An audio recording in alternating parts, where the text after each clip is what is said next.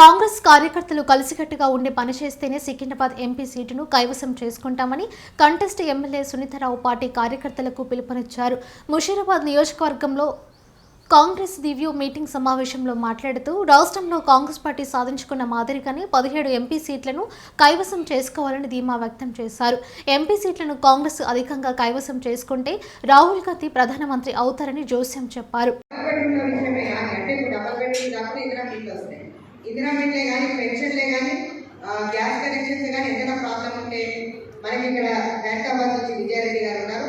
So వారు కూడా మీకు సమస్యలకు సంబంధించి ఎక్కడన్నా ప్రాబ్లం అయితే కూడా మళ్ళీ ఒకసారి విజ్ఞప్తి చేస్తా. అసెంబ్లీ కాన్స్టిట్యుయెన్సీకి సంబంధించి 3 రోజుల నుంచి వారం రోజులు టైం ఇస్తాను. సో అక్కడ మన వాళ్ళని పార్లమెంట్ సమావేశాలకు సంబంధించి నెక్స్ట్ వీక్లో ఇందిరాభవన్లో మీ వార్డ్ కమిటీస్ కంప్లీట్ చేసుకొని రావాల్సిందిగా కోరుతున్నాను. సో ఈనాటి ఈ సమావేశం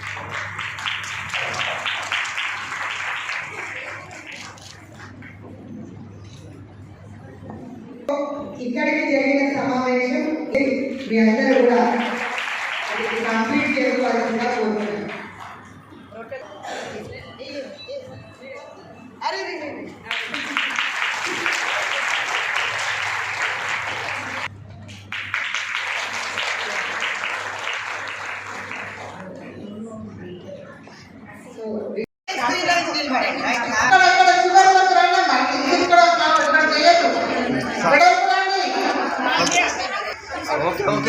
ఓకే చాలు చాలు ఓకే అందరు ఇక్కడ చూడండి.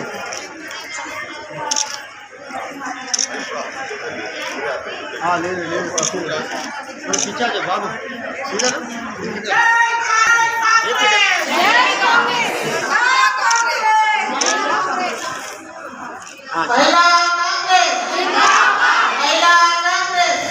एक मिनट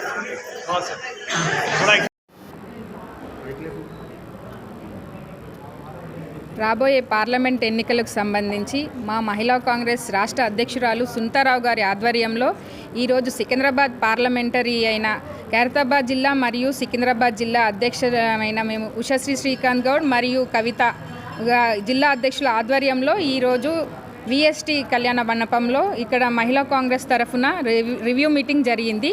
ఈ మీటింగ్కి మా మహిళా కాంగ్రెస్ సభ్యులందరూ కమిటీలందరూ కూడా 2 జిల్లాల నుంచి అందరూ కూడా హాజరయ్యారు.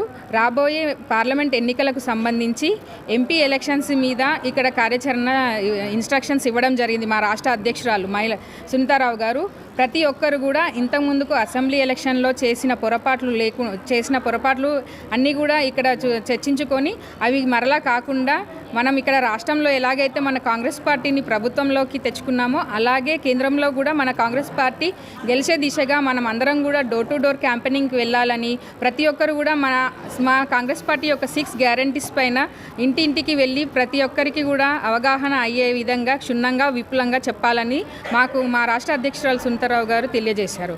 ఇందులో మా కోఆర్డినేటర్ కూడా వారి కార్యాచరణని మనం ఎలా చేయాలి అనేది దిశానిర్దేశం కూడా మాకు ఇవ్వడం జరిగింది.